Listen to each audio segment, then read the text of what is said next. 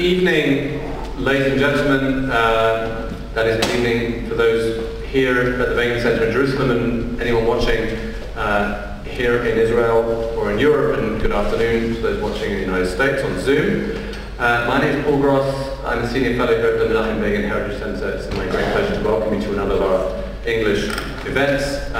Those of you who are regulars will know that we have regular events both in person and on Zoom in which we discuss contemporary issues in Israel and the wider Jewish world, and also historical issues, especially when there have been great books written about them. Today we're going to be discussing or hearing about a historical event, but also one that is of, I think, supreme relevance for us now.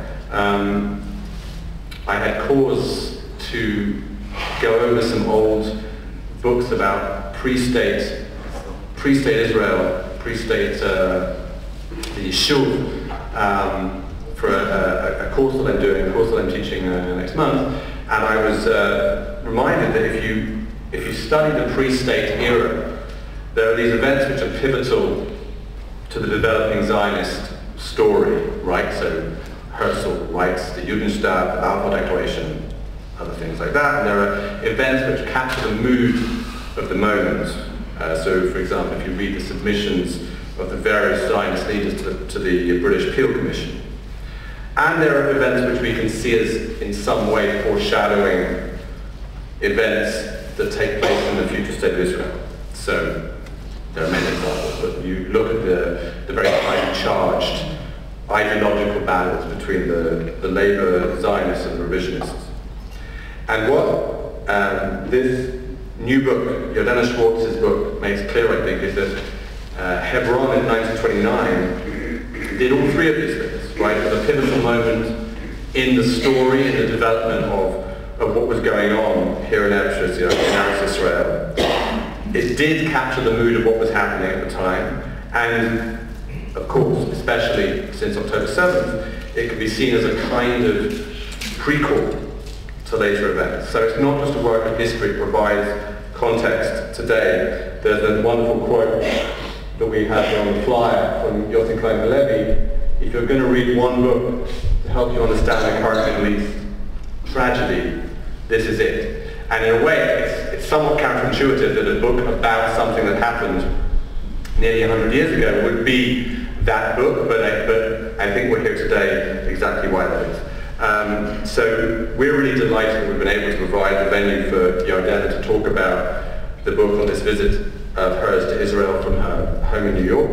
We're also delighted to welcome back a friend of the Begin Center and a personal friend, David Khazoni, to talk about it with her. So I'm going to read out very short introductions to our two guests, and then I'll let them take it from here, and there'll be time for questions afterwards. And for those of you in the room with us, there will be books on sale after the event. So Yardena Schwartz is an award-winning journalist and an Emmy-nominated producer who was based in Israel for a decade until 2023.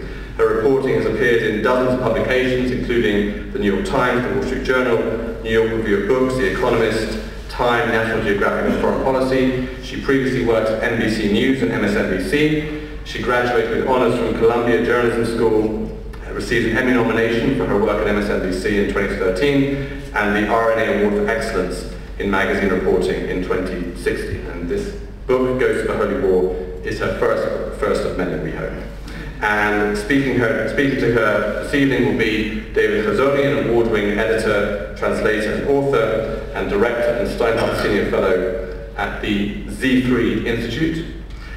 His newest work, Young Zionist Voices, A New Generation Speaks Out, which we also launched here, brings together the next generation of passionate Jewish leaders, and his 2023 collection, Jewish Priorities, 65 Proposals for the Future of Our People, brings together a remarkable array of new essays from across the Jewish world. He's a former editor-in-chief of Azure and the founding editor of thetower.org. His book, The Ten Commandments, was a finalist for the National Jewish Book Award, and his translation of Uri by Yosef the Angel was a winner for the National Jewish Book Award.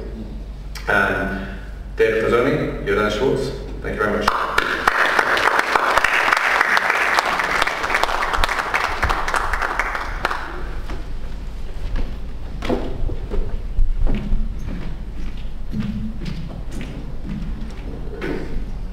Thank you so much, Paul. Welcome to everyone who came in person and to everyone out there on Zoom. It's really exciting to present the latest installment of what at Z3 we call the Jerusalem series. The Z3 project was launched first as an annual conference based in and it's a project of the Oshman Family JCC in Palo Alto, California. The conference has now had its 10th year, going into its 11th. It's a really powerful, I would say, premier gathering on the subject of Zionism, U.S. diaspora relations, and the future of the Jewish people, especially after October 7th.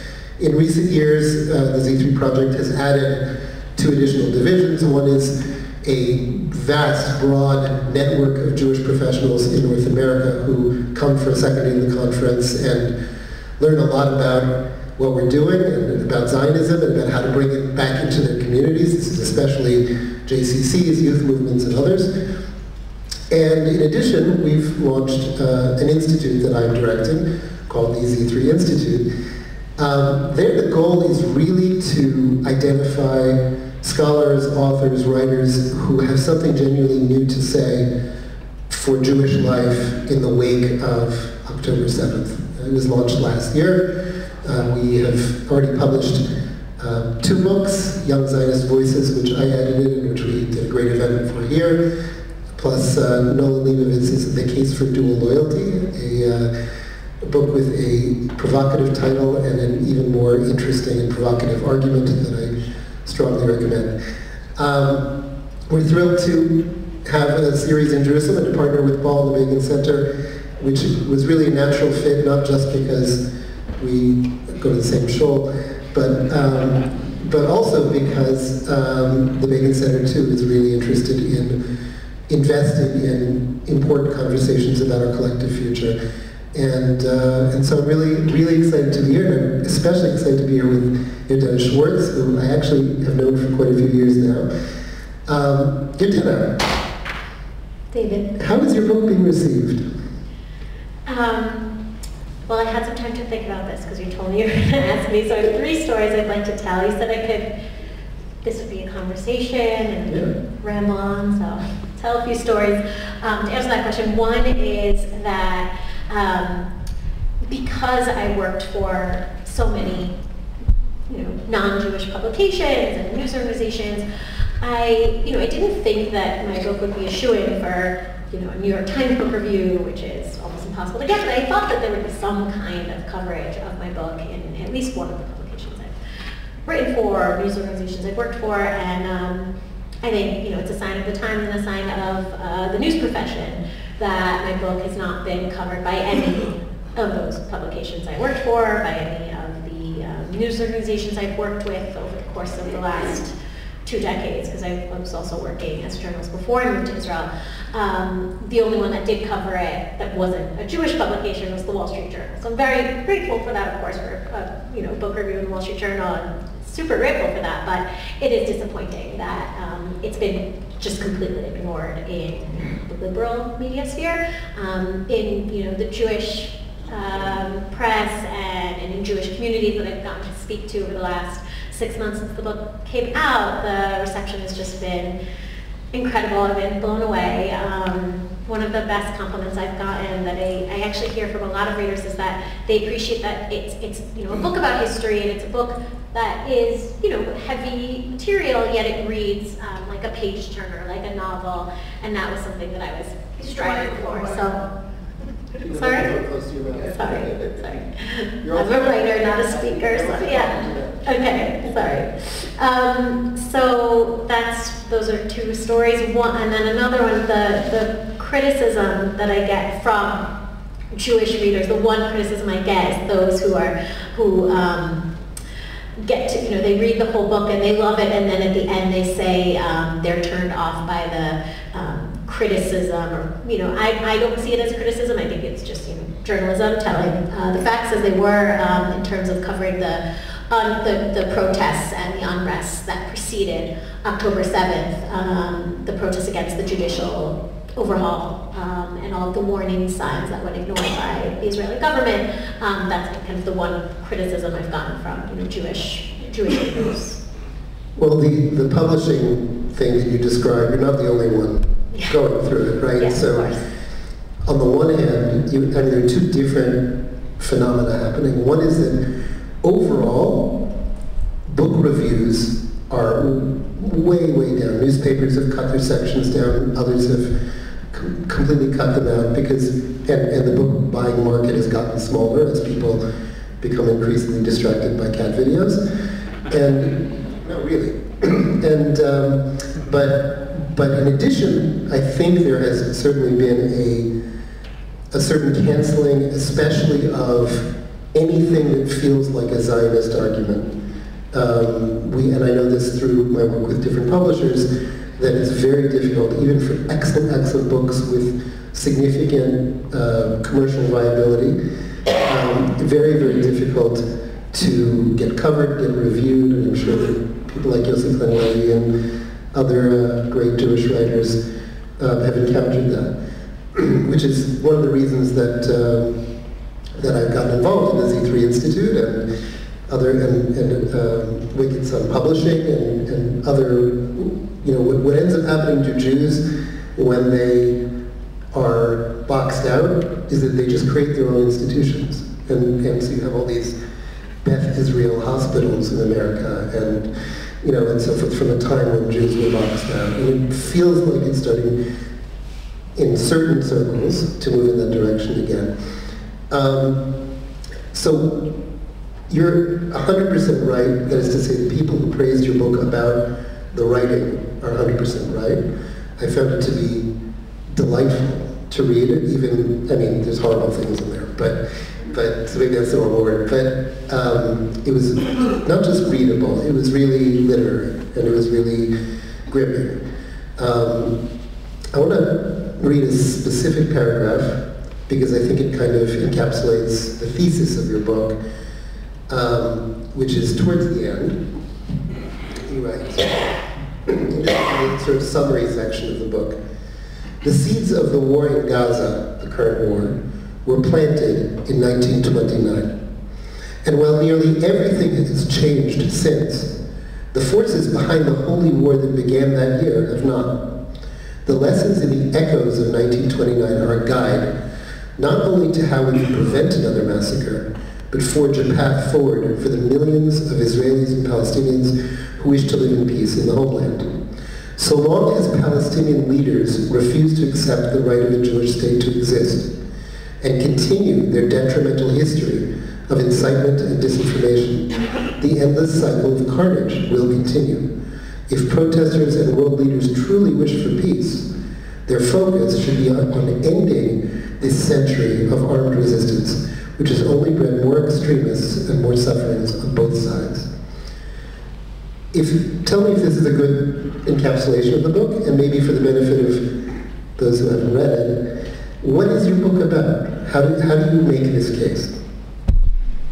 So I do think that's a pretty good encapsulation of it, and I'll say that I started writing the book 4 years before October 7th. My book was going to be about, and still is, about this century-old massacre that really explains so much of the reality we see today in Israel and in the wider Arab-Israeli conflict, but it just became more relevant than I ever imagined or hoped it would be after October 7th. And now the book isn't just about the massacre and its reverberations, but really those chilling, haunting echoes that were so deafening on October 7th and even after, in terms of the disinformation, which sadly when I was writing my book, that disinformation in my mind, and I think many of our minds, was really limited to this region. And now we see that this same disinformation campaign and incitement is now just rampant throughout the West in supposedly intelligent, intellectual circles. And so the book is about how that same disinformation and incitement, how it began, So it led to one of the worst pogroms ever perpetrated on Jews outside of Europe, which occurred in Hebron in 1929 as part of the riots that gripped all of British Mandate Palestine in August 1929, and how that massacre really reshaped the region, transformed Zionism, transformed the Old Yishuv, really set in motion so many of the forces that drive the conflict today, including the weaponization of Islam and Al-Aqsa, the disinformation around Al-Aqsa that galvanizes so much violence here.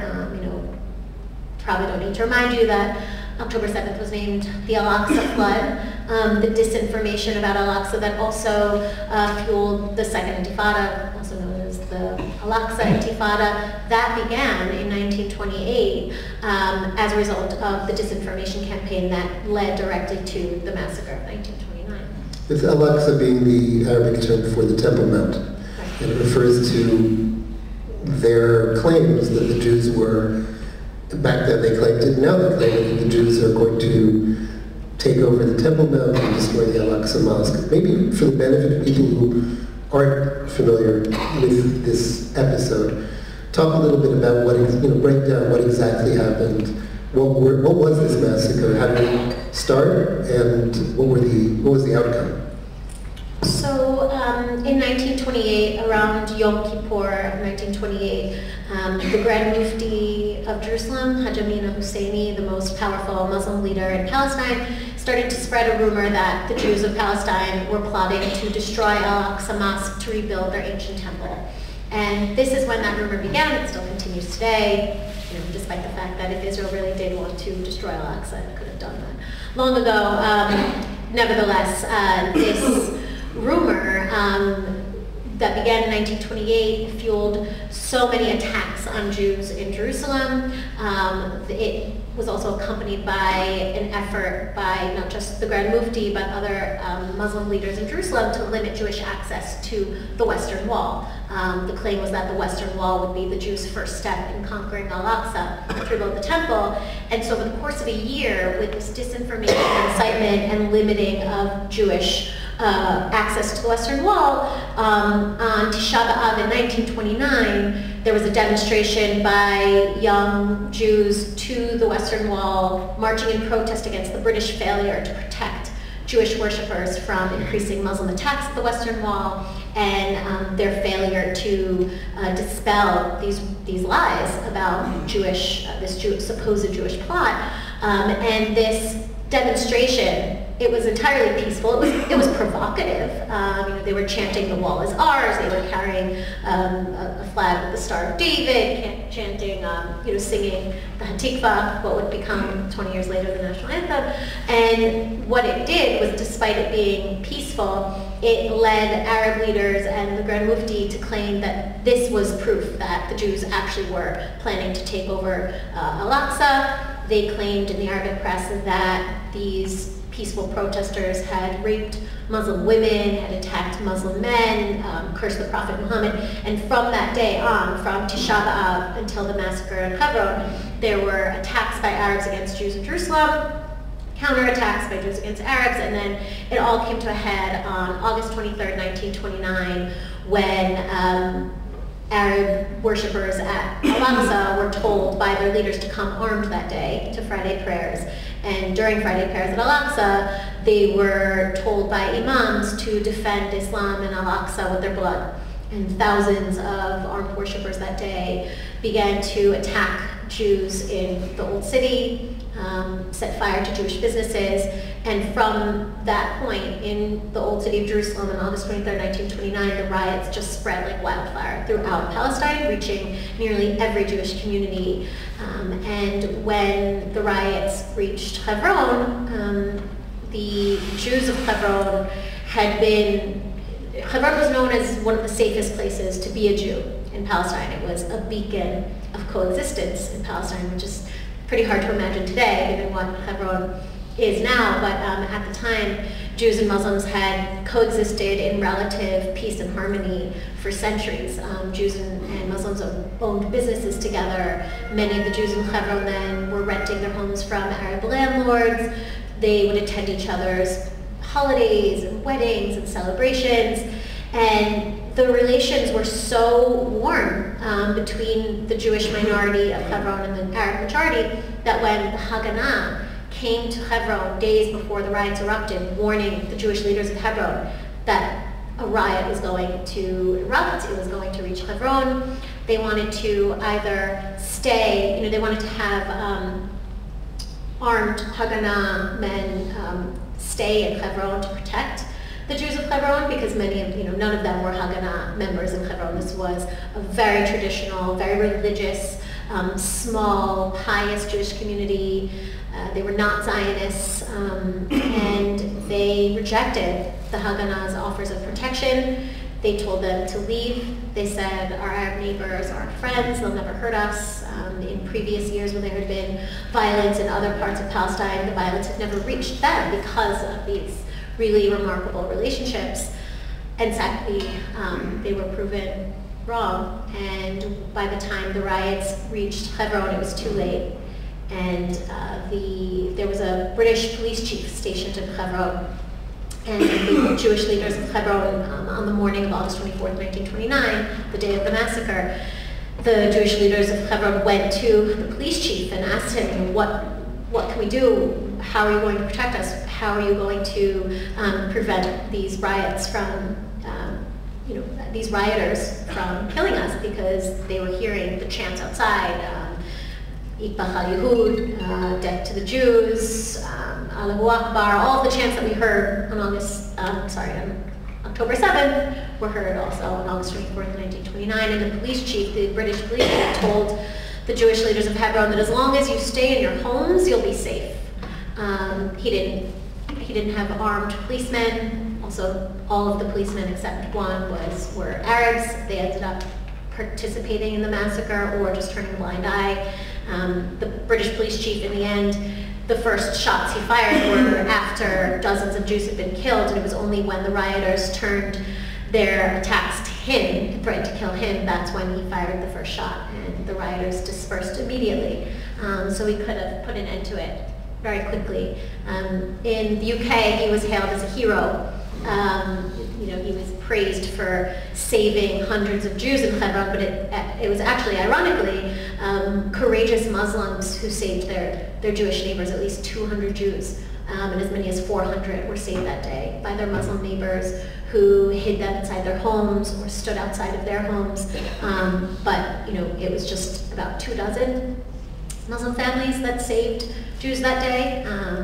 It's amazing how many they managed to save, just 24 of them, but 3,000 Muslim men out of a population of 20,000. I'm sorry to interrupt. Please, everyone, make your phones silent. Thank you. Go on. So 3,000 Muslim men out of a population of 20,000 Muslims in Hebron. So a massive percentage of the population participated in these riots, and similar to October 7th, after the men would carry out their slaughter of men, women, and children in these Jewish homes, their wives and children would go into these homes and pillage them. And there are testimonies that, on October 7th, when I woke up to the news, what had happened, and, hearing stories of survivors, it was just so chilling how similar these stories were, because the testimonies I had read about from survivors of, in 1929 told of how they waited, silent under dead bodies for hours, waiting for these people to leave the home, and they were just there with sacks, stashing everything they could into their bags, and they were waiting, and the only reason they survived was because they were covered in the blood of their family members or friends. And altogether, the riot, the massacre in Hebron only lasted about 2 hours. That was when the British police chief, Raymond Cafarata, finally fired his first shot. And over the course of those 2 hours, 67 unarmed men, women, and children were brutally slaughtered. So on October 7th it was with guns, in 1929 it was with swords, axes, daggers. No one was killed with a gun. What strikes me as you tell that story is you're talking about a period, 1929 is only 12 years after the Balfour Declaration. Okay, it's only less than a decade after the British bring in the mandatory system and make their promise that this will become the basis of a Jewish national home. And almost immediately, you see the emergence, for example, of the Mufti, and I'll circle back to it in a second.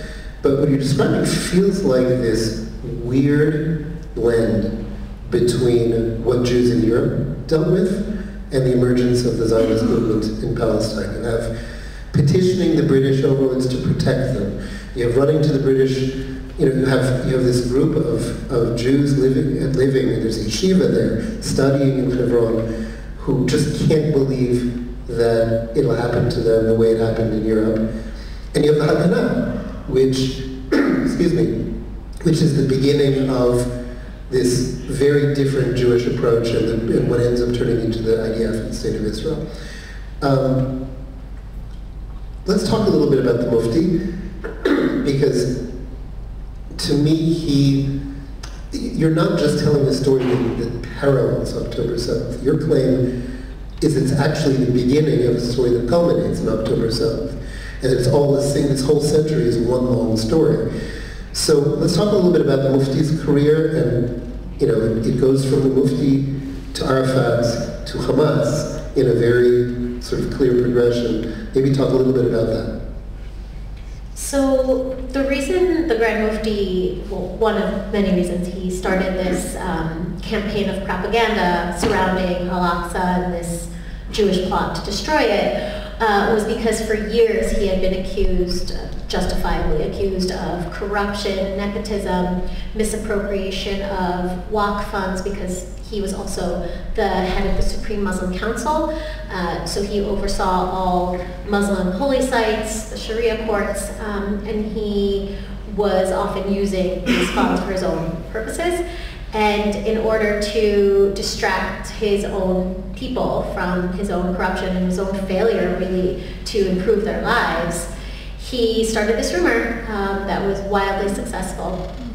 And we see that today with the failure of so many Palestinian leaders, not just Arafat and Hamas, but also the Palestinian Authority as well.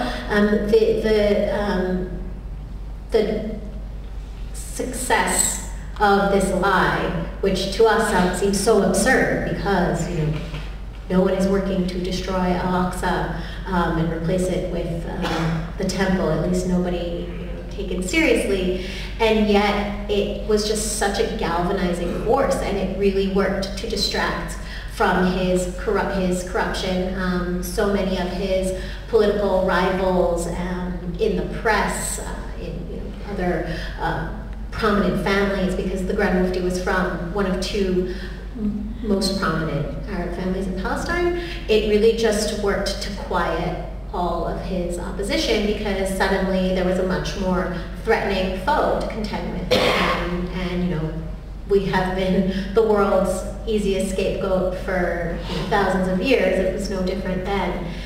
And the Grand Mufti didn't just incite the riots of 1929, but he had already actually been exiled politically from Palestine before he was named the Grand Mufti by the first British High Commissioner of Palestine, who was actually Jewish and a Zionist. Herbert Samuel appointed him to his post, despite the fact that he had already incited another riot back in 1920 in Jerusalem, and pardoned him. He appointed him despite him being virulently anti-Semitic. The opponents who were running for Grand Mufti, who actually won the election over Hadouin al-Husseini, were far less anti-Semitic, if not, in favor of cooperating with the Zionist movement, cooperating with the Jewish community of Palestine.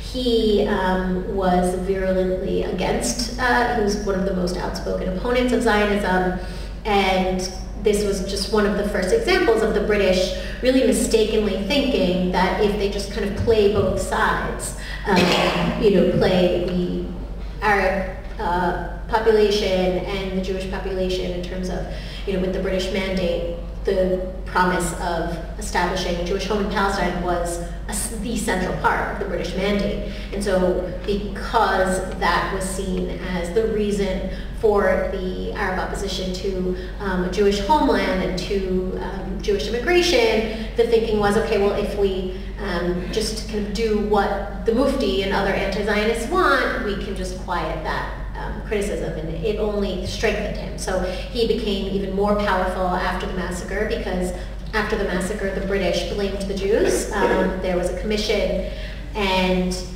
the Shah Commission, following the riots, ended up pardoning the Mufti, allowing him to retain the powerful post the British had appointed him to. The British blamed this peaceful Jewish demonstration at the Western Wall for being the spark of the massacre. They ended up issuing new policies vastly limiting Jewish immigration and land purchases. So there's a long history of blaming Jewish victims for our suffering. And the Grand Mufti's legacy, it can't be understated.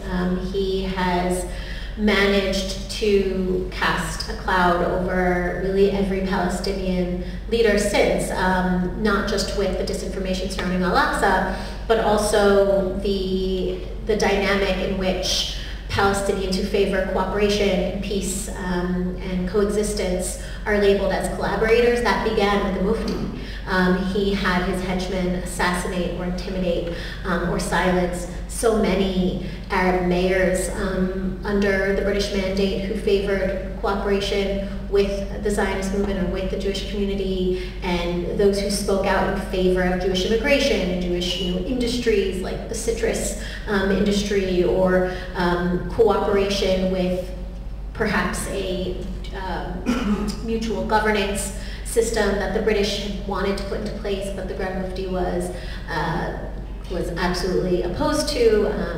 He opposed not just the first two-state solution in 1937, but even a one-state solution in which Jews would continue to just be, living under Arab rule. He was against that as well. When the British asked him what he thought should happen to the 400,000 Jews then living in Palestine in 1937, he said they should leave. Of course, in 1947, the Grand Mufti and every other Arab leader rejected the partition plan. And you mentioned Yasser Arafat. This was the Grand Mufti's cousin, who he trained in Cairo after he fled Palestine. He actually fled Palestine and ended up living in Berlin for 4 years throughout World War II as a very lavishly paid Nazi accomplice, living in a Nazi-financed mansion, running the Arab branch of Joseph Goebbels' Ministry of Propaganda. And I could really go on and on about the Grand Mufti. I'm sure the British were thrilled at his gratitude when it came to World War II. So what you're describing essentially is the founder of what we can call, what in our world calls Palestinianism, or the Palestinian national movement. And what's amazing to see is, you talk about the Muslim family, the Arab families in Hebron that shielded Jews. We know from our experience on October 7th with the Arab Israelis that when detached from this political movement, you can almost see an alternative history that could have been. And which is just, to me, one of the fascinating aspects of the book as well. Maybe we should turn a little bit more to you. Because I think that the conclusions that are drawn and the awareness that the problem of peace begins and ends to a large degree with this specific Palestinian national movement founded by the Mufti, carried on forward by Yasser Arafat, and then embodied most powerfully, most recently by Hamas, where Hamas actually has the advantage of being able to have full control of Gaza with an educational system and so forth. before we get to what next and what now, I want to ask, why did you write this book? How did you come across this subject? How did it happen that you threw yourself so deeply into a story from a century ago as kind of the starting point to understand the conflict? So this book actually came to me. I was introduced by Yossi Klein Halevi, who was on the stage with you about 10 years ago. That was where I first met him. And he became a friend and mentor. And in 2009, this family in Memphis, Tennessee, that didn't know me or Yossi, discovered a box of letters in their attic filled with hundreds of pages of letters written by their late uncle, David Shainberg, who had moved to Hebron in 1928 to study at what was then the most prestigious yeshiva in the land of Israel, in British Mandate Palestine. And over the course of his years studying at the Hebron yeshiva, he wrote these long, beautiful, poetic letters to his family in Memphis every week for a full year, and until he was murdered in the Hebron massacre. And when this family discovered his letters, they really didn't know much about David or about the massacre or about Hebron before the massacre. Like many of us, I think, didn't really know. I, for sure, didn't know much about the coexistence that had existed before the massacre, didn't know much about the massacre. And this family realized that they were sitting on a treasure trove of history. They went looking for someone who could tell that story, and they had approached Yossi, who was already an author of several books at that point. And Yossi loved the story, was captivated by the letters, but he couldn't take on the project, but he promised the family he would look for someone who could. And I'm very honored and grateful that he asked me. And as soon as he asked me if I wanted to meet this family and perhaps tell their story, I said, yes, but how do you write a book? And he proceeded to become my very generous mentor in writing this book for the next 5 years. Sadly, he couldn't be here tonight. He lives in Jerusalem, and he's still a very good friend. Yes. So here we are. It's now 2025. We've been in a war since October 7th. Today's day 600. And today is day 600. And we saw hostages in Gaza, and we are not at all sure how and when this will end. And even if on the battlefield we reach some kind of a decisive victory against Hamas, the questions your book raises are much deeper and much more powerful, because in the intervening century, the Palestinian cause became the cause of the Arab world, which was fully rejectionist. We remember the 3 no's of Khartoum in 1967, only broken finally by the peace with Egypt, the peace with Jordan, more recently the Abraham Accords. But still the Palestine cause, in the Mufti's conception of it, rages across the globe in many, many different forms, and expressed itself very powerfully on October 7th. Where do we go from here, based on your insights? What could the future hold, and what would it take to get there? So I have to say, I've often thought that the Mufti would be very happy with what we're seeing in cities across America and Europe, with the embrace of his rejectionist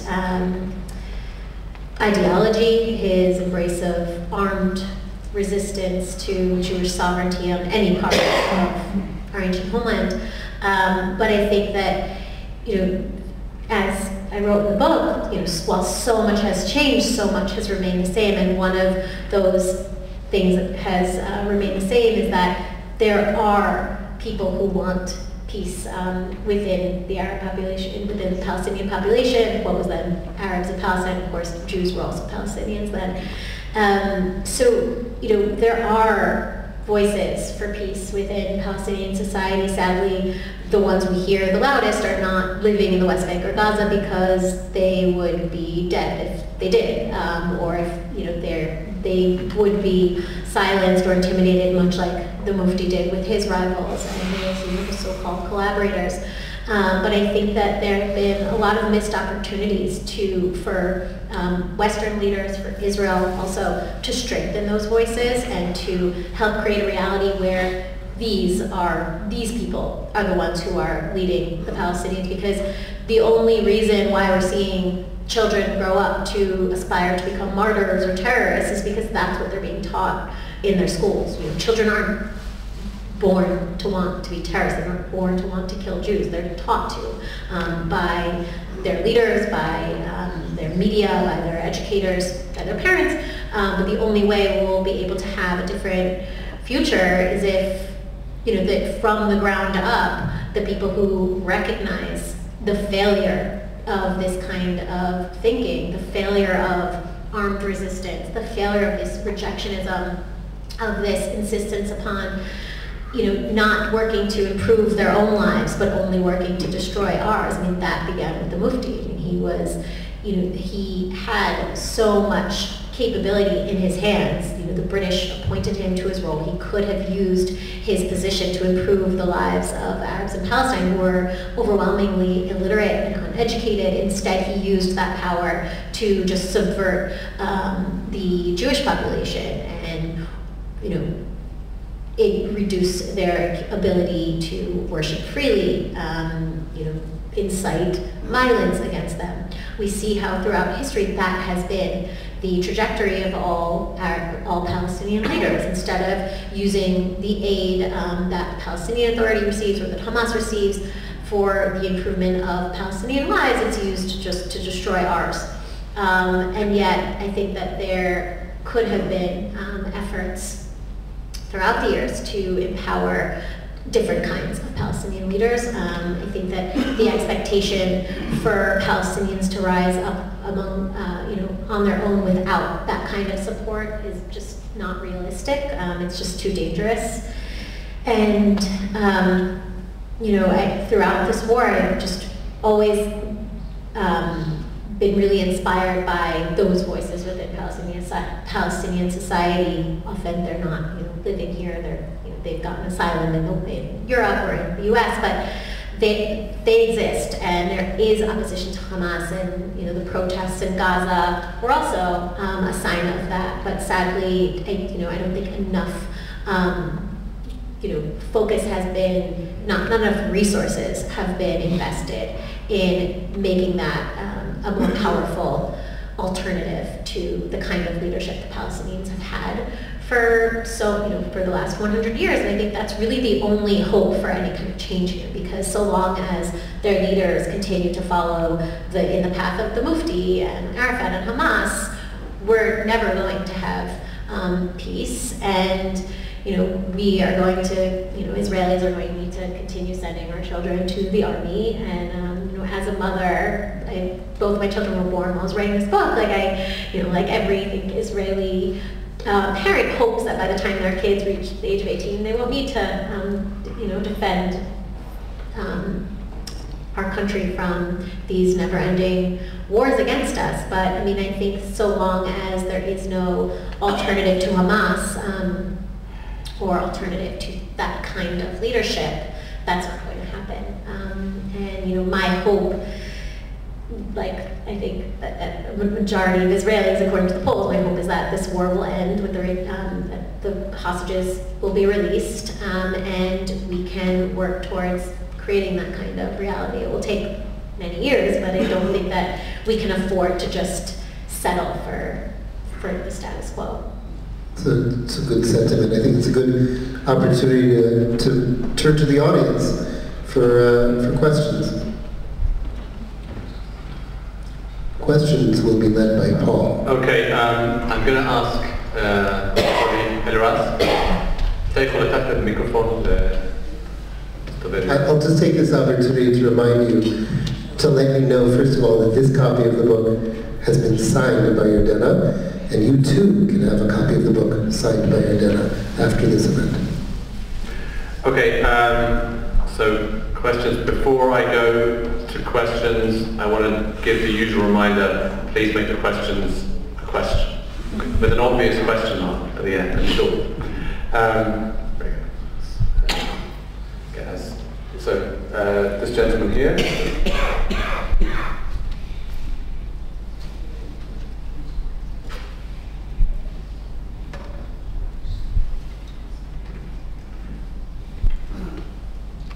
The talk, does this work? You might switch it on. Test. Great. The topic that you just brought up, finding moderate, or whatever you want to call them, Palestinian leadership, and then our responsibility for supporting them. Now the problem is, it sounds like you're saying it's Israel's responsibility to find these people and support them. But the world hears that the Jews were the ones who are supporting these people, then it becomes like this Jewish conspiracy. Then we have the issue, what about the billion, whatever, point what, number of Arab world, people in the Arab world? We don't look at them as having any responsibility for supporting them. And that kind of silence is something that also needs to be really brought into our dialogue. Question? Reflect on it. Is that not true? Wait, I didn't hear the question. Oh, okay, the question is, when you were just saying we have to support the moderates and we could really change history if we could, are you saying from the perspective that Israel needs to be the ones to do this? Or are you saying that the Arab world needs to become responsible to doing this? I think anyone interested, or who claims to be interested in wanting peace here, needs to do this. So that includes Israel, includes the US, the European leaders, and I think that there are a lot of ways that can be done. One of those ways is conditioning aid to the Palestinians on changing the way that they teach their children, changing the way they portray Jews on Palestinian TV and Palestinian press. I think there are so many ways this can be done. It's not just a matter of finding these individual people and propping them up. I agree, like that wouldn't be. I think it was smart that Israel didn't get behind in an open way the protests in Gaza, because that would just feed into Hamas's claim that these protests were funded by Israel, which is what they were claiming. But I think that the international community and Arab countries, obviously, I'm not delusional. I mean, so many Arab countries have benefited tremendously from the perpetuation of this conflict, which is why Palestinians haven't been given citizenship, where they fled to after a war that Arab states launched. So I just think, yes, Arab countries of course should be doing this if they claim to really support Palestinian freedom and liberation. But I think the people who will stand to benefit most from peace here, aside from Palestinians, first and foremost us. I think every Israeli wants to live in peace here. We want the wars against us to end. And I just really think that the only way that will happen is if there's a different kind of Palestinian leadership. Okay, so the lady here has with Israeli chutzpah, has taken the mic from, so I'm going to give you the benefit, just take the initiative, I'm going to let you have this, but make the question short, and I recognize that other people's hands up, and I will come to them. Yes, lady with the mic. My name is Ruth and Yardena. I want to ask you a question as a journalist, because you talked about the Mufti and how he used propaganda, but when you think about what happened then 100 years ago and how the Mufti managed to get this message out to all the Arabs that Jews were trying to take over the Temple Mount or the Al-Aqsa Mosque, and then you think about today, and you think about the media and how the media portrays this, and I just talked to Yardena before this talk about that, and I would just like to hear your thoughts on how the role that the media plays in this conflict, and how it's so. It's not just the one voice of the Mufti today. Today you have social media and mainstream media and everyone presenting their opinions and perpetuating, perpetuating lies. So, how can we contend with that today? Yeah, so as a journalist, I've really been just horrified by the way in which news organizations and journalists have not only failed in the fundamental purpose of journalism, which is to reveal the truth, but have actually become players in this conflict and purveyors of the same propaganda that these anti-Semitic leaders are providing them with. They're just spouting this propaganda and recycling it. And one example of that is this, the way in which Jewish prayer on the Temple Mount is portrayed it's really just it sounds like it could come from Hamas propaganda office. I mean, this idea of Jews storming Al-Aqsa. Yes, the status quo is one in which Jews are not permitted to pray, but should that one or a few Jews praying on the Temple Mount and challenging that status quo, or even the national security minister, who I deeply disagree with, but should those actions be portrayed in the way they're being portrayed? No, of course not. They're only reinforcing this disinformation, and that's just one example, but we've seen so many examples since October 7th, starting with the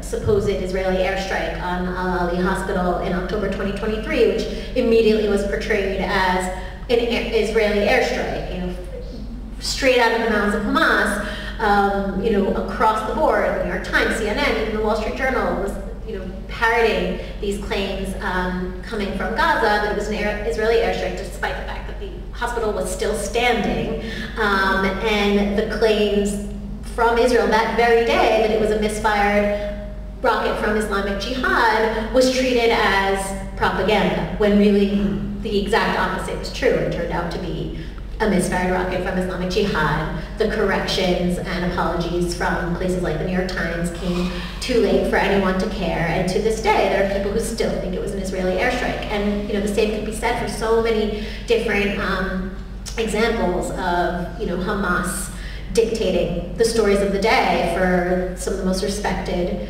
news organizations. And so, it's really shocking to think that from 1929 to today, the profession of journalism, our profession, that I was once, and I guess still am proud to be a part of, has fallen so far. I mean, in 1929, the massacre in Hebron and the riots in Palestine occupied the front page of nearly every newspaper in America, in the world. And the New York Times had on its headlines, Muslim mobs slaughter Jews, headlines that you would never imagine seeing on the front page of the New York Times, no matter how true they would be today.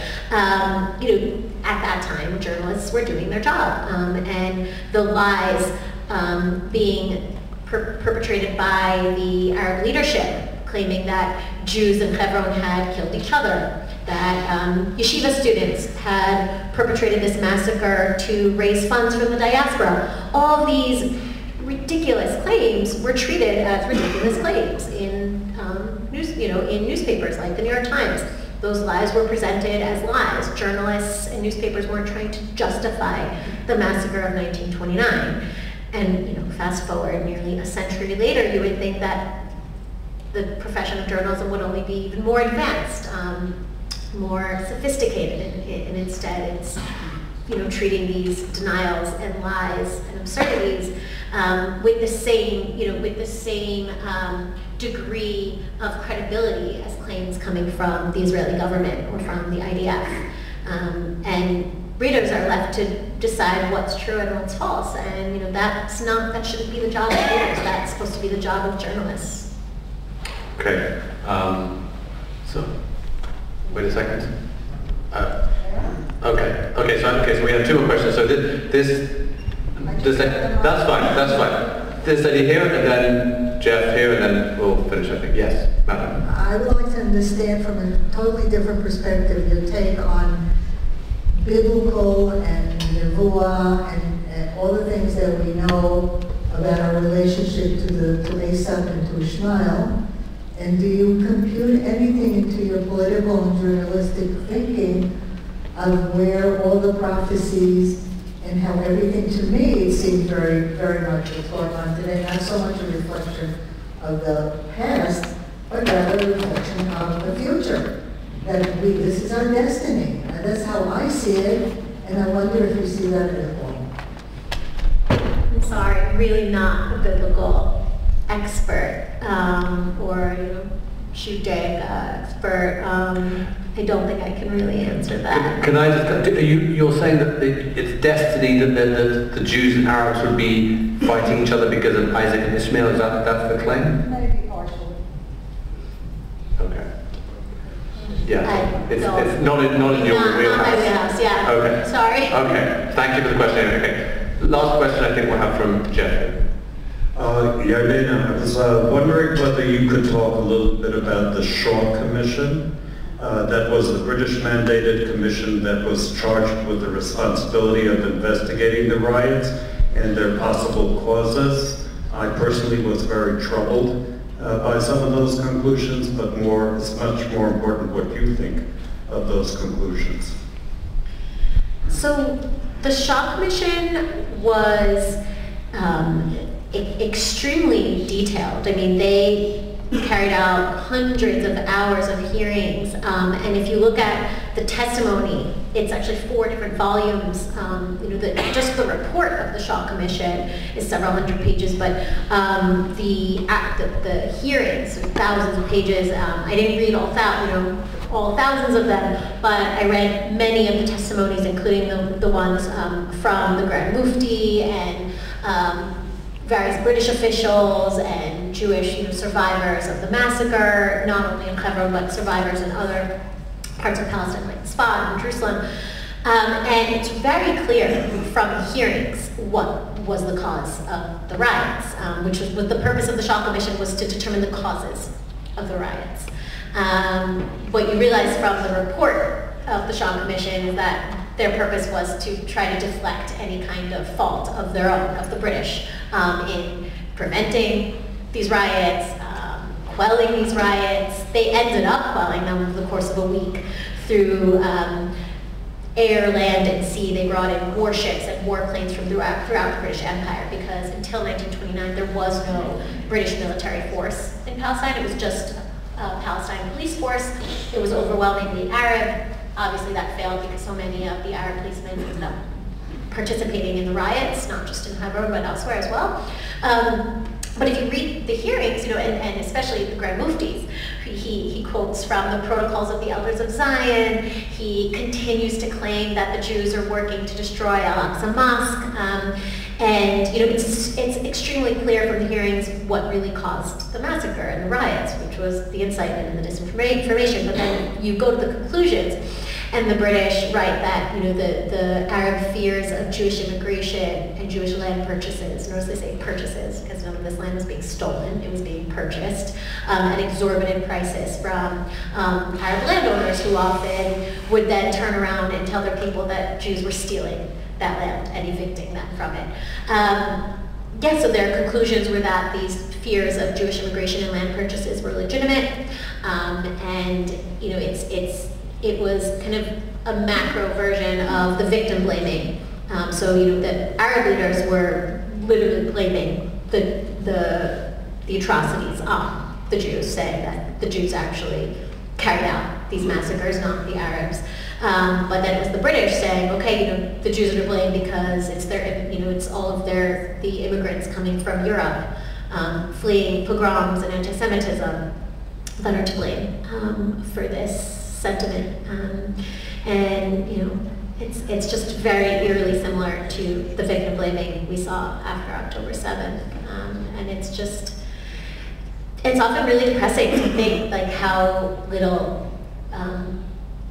people have learned from history, and I think that's one of the main goals I have for this book, is to try to not just educate people about the true context behind October 7th, but also educate anyone who really does want peace in the dangers of allowing disinformation and propaganda to flood the airwaves, the media, and the education system as well. And I think just, I think especially in the US, it's so dangerous because all of this is protected by free speech, but I mean, I think people have lost sight of where free speech ends and hate speech begins. And it's so clear, especially after the attack in Washington, how dangerous this free speech can be.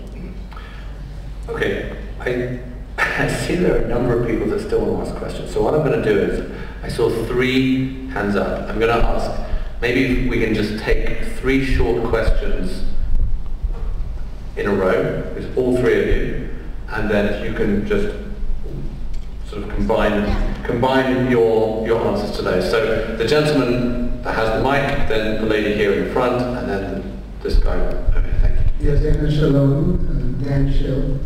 Nice to see you. My question is as follows. To what extent, in light of the message that you end this evening on, should we be placing the spotlight on our own leaders in terms of their desire to seek real peace? Okay, if you can take. Okay, just there's this delay as well. Okay. There you go. How's this work?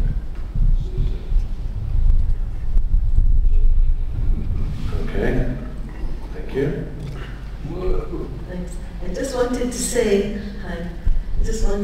that I think that the title of the book says it all. The Ghosts of a Holy War. How do you fight against a holy war? How do you change the Quran? Okay, thank you for a very short question. And then the final one over here. We're giving our question here a workout. Let's see.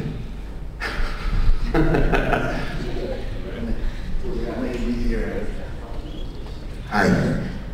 Just a quick question on a personal level. Your background is mainstream media as a journalist. And I was just wondering that today, in spite of the fact that we hear Jake Tapper once in a while saying, may his memory be for a blessing, are you employable as a journalist in the mainstream media? Okay. So first I'll get to Dan Cho's question. Dan Cho is actually a relative of the book, I would say. His aunt was David Shainberg's, who I spoke of before, the young man whose letters were the genesis of this book. Without giving too much away, his aunt was a friend of David's, and I interviewed Dan for the book. Your question about our leaders and whether we should, look to our leader. Of course, we should look to our leaders to help us find a way out of this mess. And I think that when I mentioned missed opportunities, I think that this might not be a very popular thing to say right now, but I think that it's pretty clear that there needs to be some kind of political solution to this war, that killing another Hamas terrorist is not going to make us any safer. Sadly, there's no shortage of people to replace every Hamas leader who we assassinate. We've been assassinating Hamas leaders for decades, and there's always someone seemingly worse to replace them.